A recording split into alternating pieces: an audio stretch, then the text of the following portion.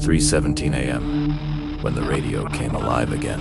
The voice was calm, precise, the same one that had guided me through countless nights. Daniel, check room 12. The monitor stopped. I hesitated.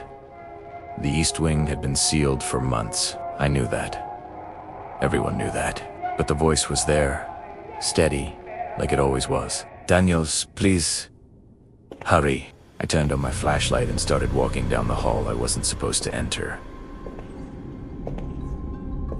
My first day at St. Mary's Home Care felt longer than it should have. The place sat deep in the countryside, surrounded by crooked trees and an old fence that barely stood upright.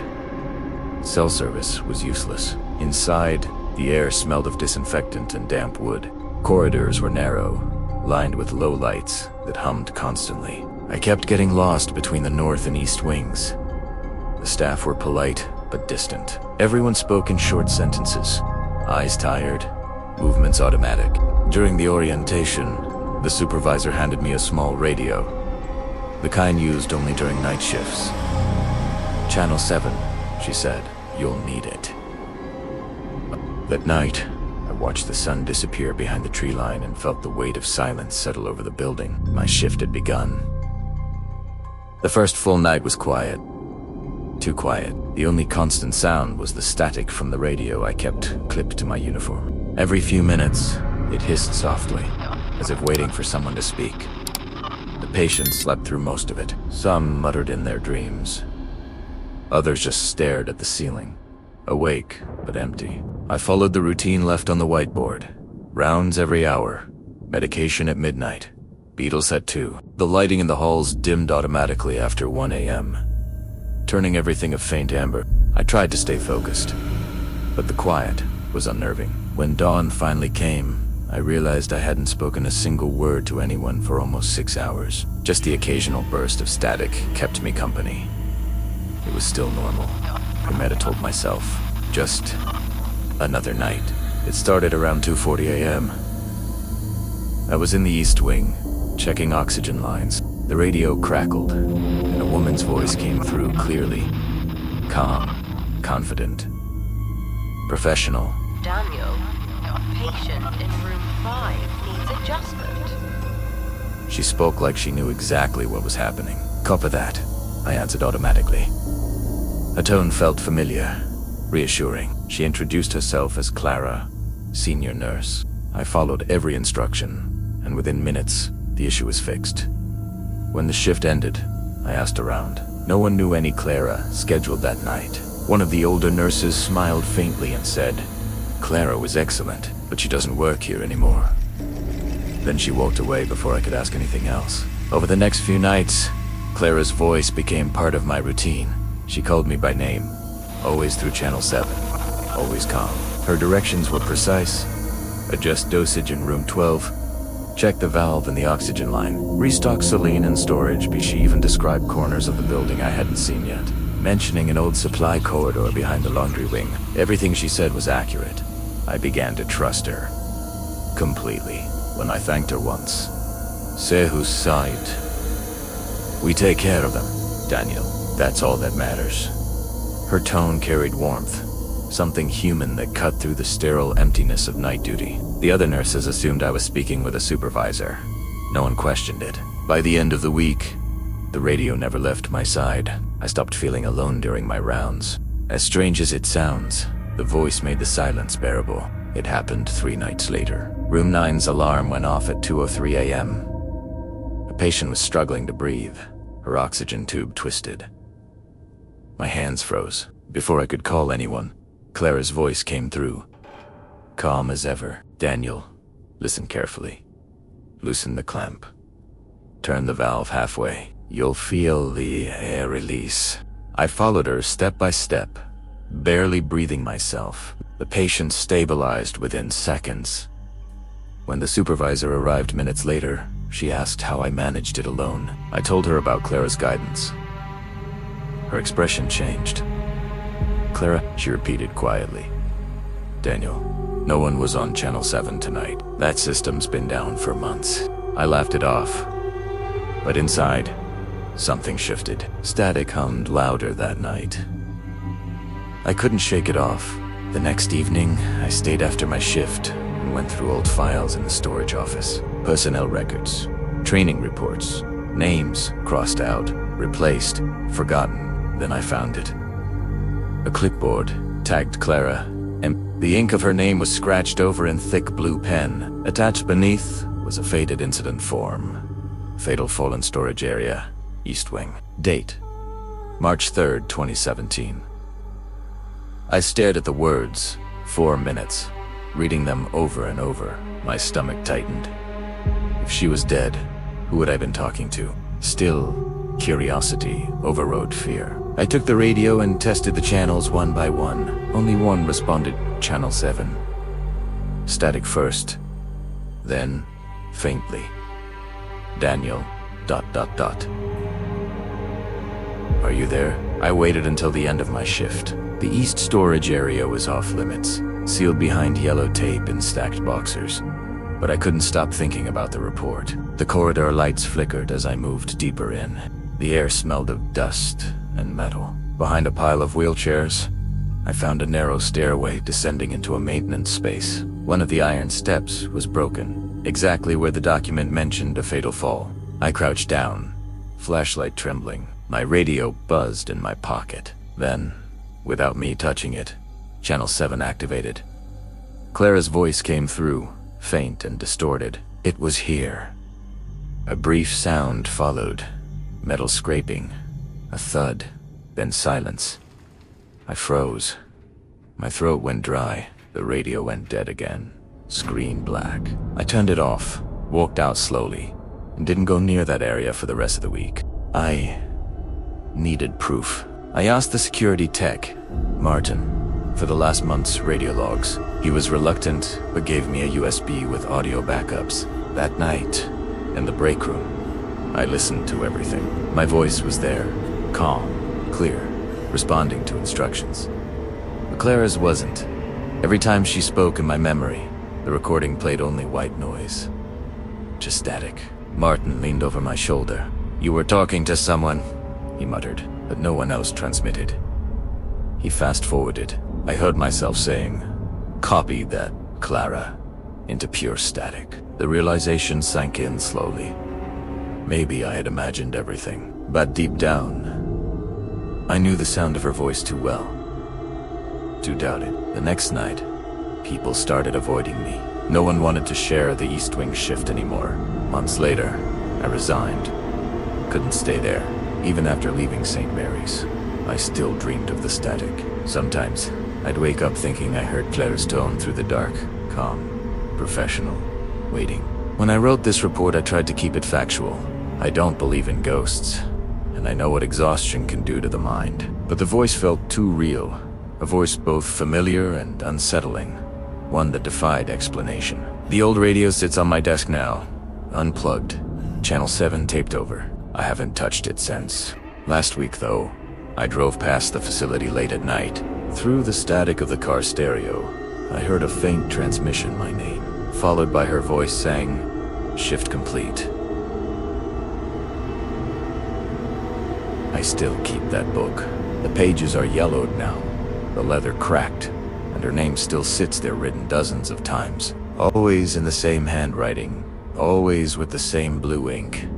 I only handled records, nothing else. Entries and exits, names and hours. I never thought a name could keep appearing, even after the visitor had died.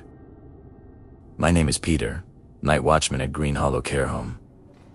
The job came after years of warehouse security, so it felt simple, quiet, predictable. The home sits on the edge of town. Its gates, black iron, and heavy as the place itself. The building is old, 1900s. Maybe its wings added over decades, each one colder than the last. The East Wing holds the terminal patients, where lights stay dim and nurses move like whispers. My post is the entry booth. A single desk, 2 monitors, 1 old visitor log bound in dark leather. Every entry must be handwritten, time-stamped, signed. Most nights, nothing happens. A few relatives visit late. Ambulances come and go. He signed them in, stamped the log, filed the papers. The rhythm never changes. until the night the name Margaret Lewis appeared. It was raining hard that night, around those a.m. The front gate camera flickered to life. A woman in a long coat, holding a bouquet of white lilies. She moved slowly, careful with each step on the wet pavement. When she reached the booth, she smiled faintly. "I'm here to visit room 112, she said. Her voice was soft, almost deliberate. She signed a visitor log, Margaret Lewis, in smooth cursive, blue ink. I buzzed her in and watched her walk down the hall, through the grainy monitors. She left the flowers on the bedside table, sat by the patient for a few minutes, and then stood up again. No disturbance, no alarms, just another visitor paying respects. She thanked me on her way out and disappeared into the rain before sunrise. 2 nights later, she came again. Same hour, same coat, same bouquet. I checked the log. The last entry still fresh. She signed again. The handwriting identical. Not a single hesitation in the pen's motion. She followed the same path to room 112, stayed quietly for about 15 minutes, and left without a sound. This pattern continued for nearly a week. Each night, the same time, just after her figure would appear on the monitor, I began to feel a strange comfort in the routine, though something about it didn't sit right. One evening, I mentioned her to Nurse Helen. She frowned. "There's no Margaret Lewis on our visitor list," she said. "Are you sure that's her name?" I didn't know what to say. It was written there, over and over again, in the same calm, blue ink. That evening, when I arrived for my shift, the day nurse informed me that the man in room 112 had passed away just before dinner. His belongings were boxed and the bed stripped bare. The corridor outside smelled faintly of disinfectant and wilted flowers. I sat at the desk, flipping through my checklist, trying not to think about the quiet room on the monitor. Around 2 in the morning, movement flickered on the screen. The front gate creaked open. She was back. Same coat, same slow pace, carrying flowers that looked impossibly fresh. She moved straight to 112, stood beside the empty bed, and bowed her head. No security code entry, no alert. I should have called it in, but I didn't. Instead, I logged her visit as usual, my pen trembling over her name. The next morning, I couldn't stop thinking about that signature. Margaret Louise. The blue ink looked identical each time, every letter precise and steady. I pulled older logs from the filing cabinetiers of entries. The same handwriting, the same slant of the M. Even dates long before I was hired bore her name. Some pages were yellowed, others newer, yet her signature appeared seamlessly between them. When I held the sheets to the light, I noticed inconsistencies in the paper, different textures, like the book had been refilled over time, patched together. The discovery left me uneasy. I started to wonder how many guards before me had logged her visits without realizing what they were writing down. I asked maintenance for access to the archived security tapes. The technician reluctantly brought a stack of labeled cassettes, dusty, brittle with age. I reviewed them night after night. Each time the name appeared in the log, I checked the corresponding video. Most showed nothing. The gate remained still, the hallways empty. Yet motion sensors had triggered. On the most recent tape, I finally saw the gate slowly unlatched at 2:13 a.m., swinging open as if by an unseen hand. The feed crackled. The corridor microphone picked up faint footsteps, deliberate and heavy, followed by the metallic turn of a key. My stomach tightened. I rewound it 3 times. Each playback ended the same way, silence. Then a voice, soft and close to the mic. He shouldn't be alone tonight. I went to the administrative office the next morning, the old carpet muffling my steps. Files, binders, dust, everything smelled like time standing still. I asked if anyone recognized the name Margaret Lewis. At first, they didn't react. Then an older clerk, Mrs. Harding, looked up sharply. Her eyes softened, then filled with unease. She told me Margaret had been one of Green Hollow's original nurses, back when the home opened after the war. She cared for veterans and those who had no family. She died here in 1984, in one of the upper rooms. But she was kind, Mrs. Harding added quietly. She always brought flowers for the ones who passed. I thanked her and left, but my hands were trembling. The scent of disinfectant in the hall suddenly felt stronger, like the air itself remembered her. That night, I opened the visitor book again. The last entry, her name was written in wet blue ink. I hadn't logged anyone since my shift began. The clock showed to 10 a.m. My eyes drifted to the monitor. The east corridor, near room 112, showed a faint shape standing still, the grainy feed flickering. The door to the room opened slowly. My radio hissed with static. Then a woman's voice, faint but clear.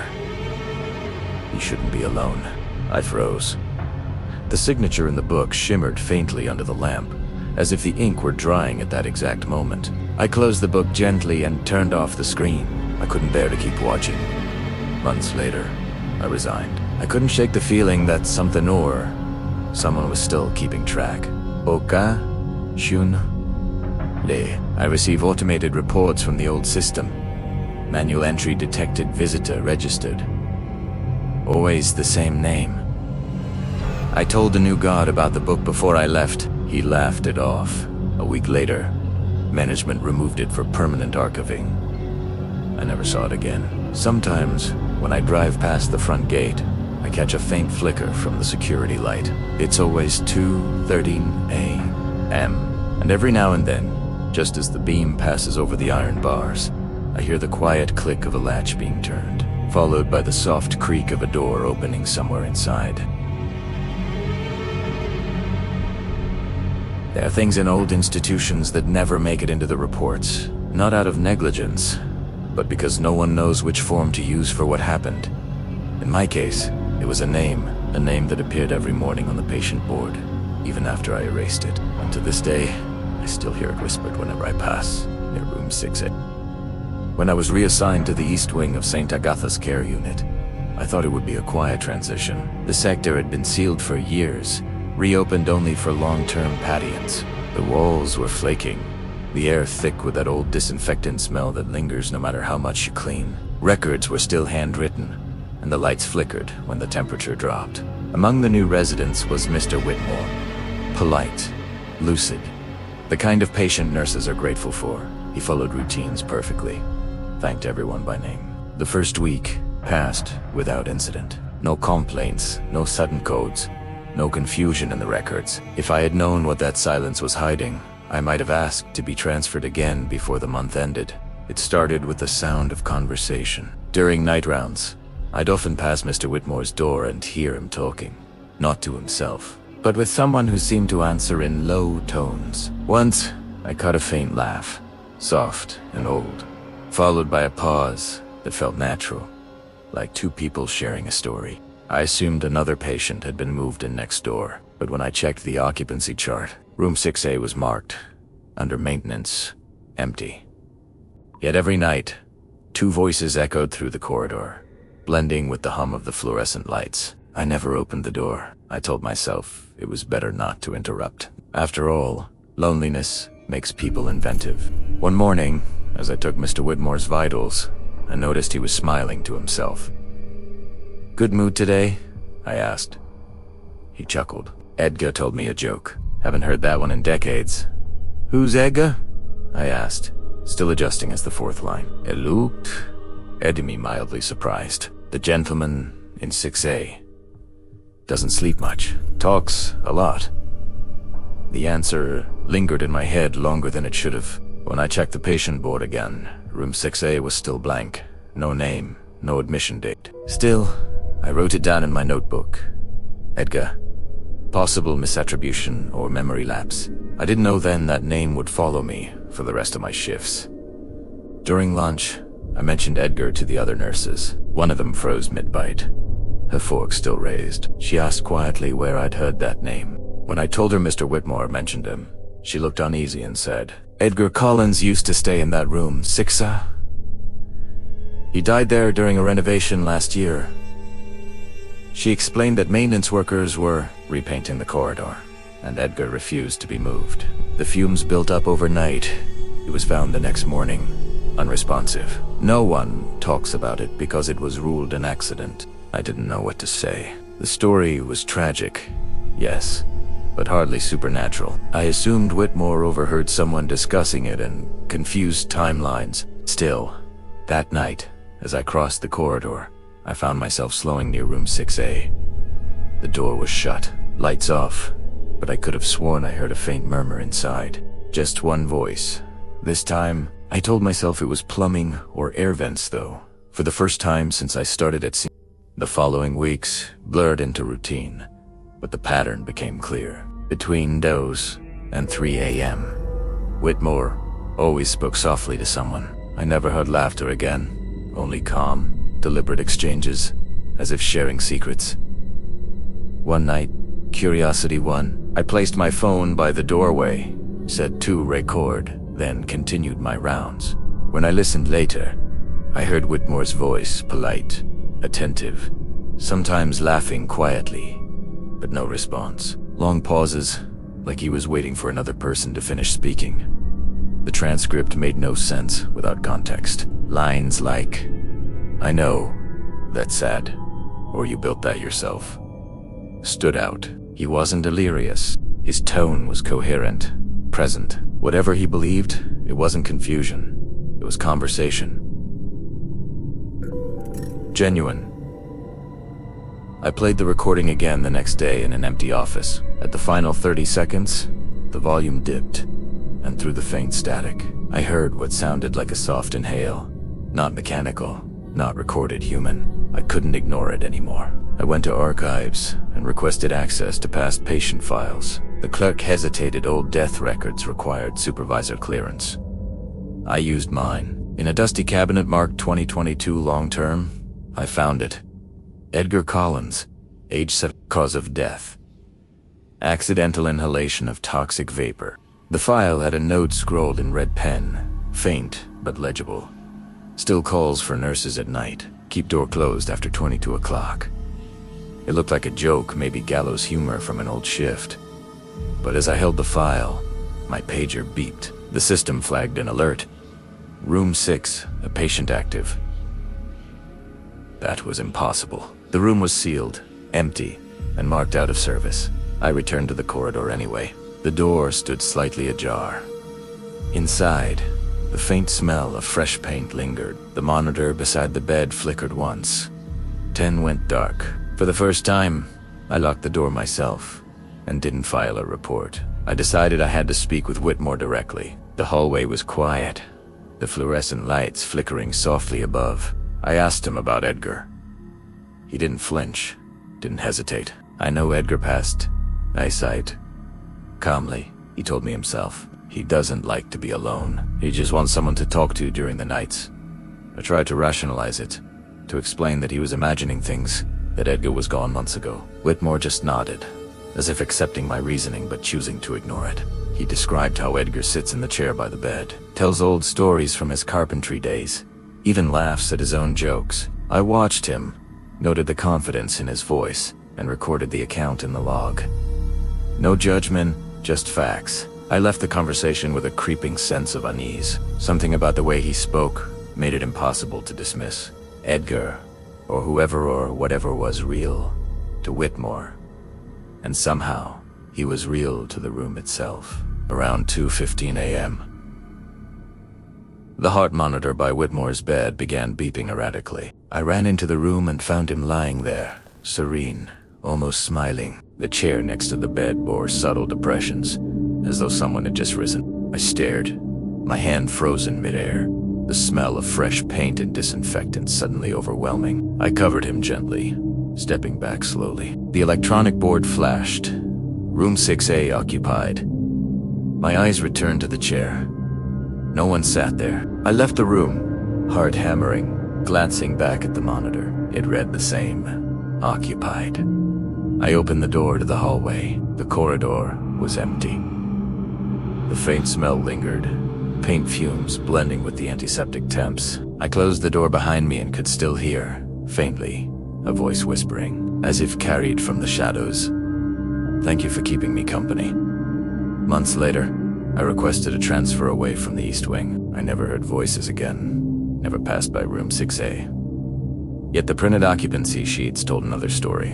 Periodically, the room appeared as active, even though it was sealed, locked, and abandoned. I handed the records over to the incoming night nurse, but the administrative staff retrieved them days later for permanent archiving. I never returned. Still, in my dreams, I hear the creak of the old door and faint footsteps approaching at 2:30 a.m., and a voice softly repeating the same name. Edgar Collins. I never saw him, yet I know too many did. In places no living soul should be talking to the dead. He waits, and somehow, the room remembers.